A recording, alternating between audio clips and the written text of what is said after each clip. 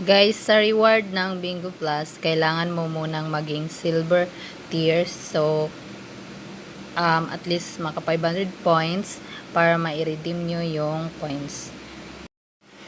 Bago kayo makapunta dito sa rewards, makikita nyo siya sa link ng ilalagay ko sa baba nitong video. Pindutin nyo po yun at mapupunta kayo dito at mag-login kayo sa Bingo Plus na account nyo po.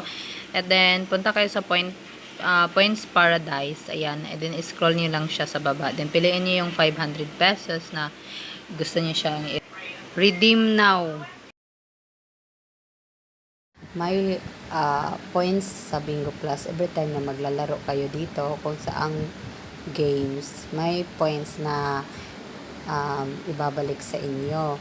So, hanggang sa maipon ito, ang points is 1 point is equals to piso. So, hanggang maipon ito until 500, pwede mo siyang ma-withdraw. Kagaya sa akin ngayon, nakaipon na ako ng 500 points.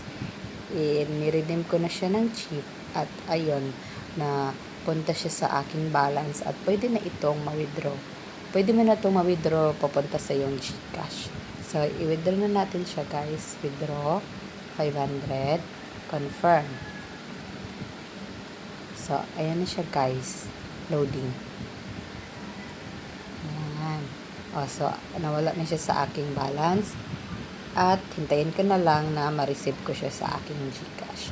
Ilalagay ko sa baba, sa link description nitong video, ang rewards papunta sa Bingo Plus na points.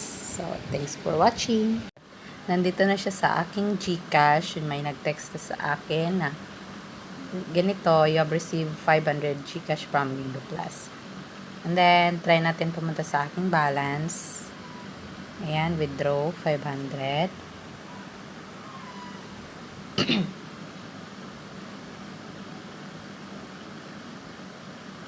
So, andito na nga siya guys. So, legit nga po nga may rewards yung points sa Bingo Plus.